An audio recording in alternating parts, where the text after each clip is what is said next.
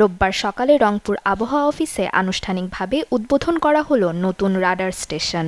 বাংলাদেশ ও জাইকার অর্থায়নে এই radar station স্থাপনের কাজ শুরু হয় ২০২৩ সালের ১ এপ্রিল, যার নির্মাণে ব্যয় হয়েছে ১৩০ কোটি টাকা।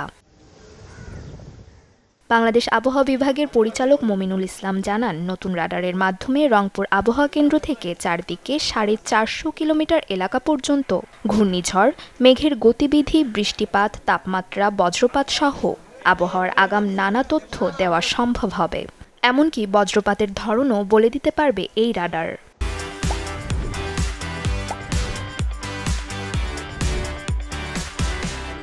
রাডার খুবই গুরুত্বপূর্ণ একটা প্যারামিটার, কারণ রাডারের মাধ্যমে আমরা রিয়েল টাইম এটা কোথায় উৎপত্তি হয়েছে এবং কোন দিকে এটা যাচ্ছে আমরা সেটা বুঝতে পারি।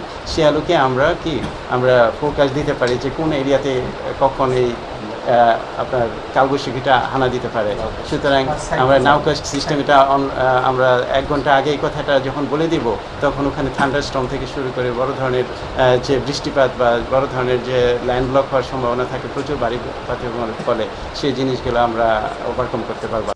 রংপুর আবহাওয়া অফিসের ইনচার্জ ও আবহাওয়াবিদ মোস্তাফিজুর রহমান বলেন, এর মাধ্যমে উন্মোচিত হলো আবহাওয়ার তথ্য জানার নতুন দুয়ার, যার সুফলভোগী উত্তরের সব জেলার মানুষ। ঠান্ডার সময় উইন্টার সিজনে ফগ আসে, তাই কিনা? এই ফগের সময় দেখবেন ক্রপস যেমন ডিস্ট্রয়েড হয়ে যায়, ঠিক তেমনই রাস্তাঘাটে অনেক অ্যাক্সিডেন্টও হয় কিনা? ঠিক তেমনই দেখবেন যে মানুষ কিন্তু অনেক বেশি বার্ন হয়ে যায় আগুন পথে গিয়ে। সো আমাদের ফোরকাস্টটাকে কাজে লেগে যে আগামীকাল ফগ আছে, সো যারা পেশারবাহী, যারা ড্রাইভার আছে, তারা কিন্তু অ্যাওয়ার হয়ে যাবে যে we have to drive our vehicle very carefully.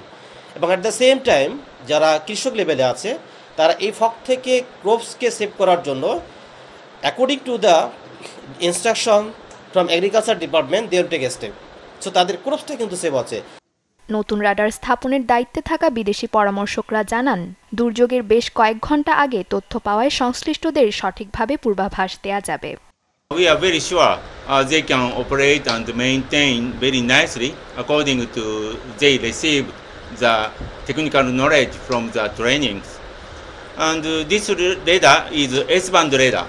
So observation distance is 450 radius.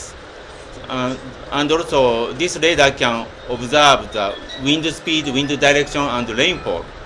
So that's why I'm sure BMD can make the early warning to the people of the Rangpur, even not only Rangpur people but also all of the Bangladesh nation. এদিকে radar স্টেশনটি চালু হওয়ায় খুশি রংপুরের সর্বস্তরের মানুষ। আবহাওয়ার তথ্য সঠিক সময়ে দেওয়ার আহ্বান তাদের। Desk report, channel 24।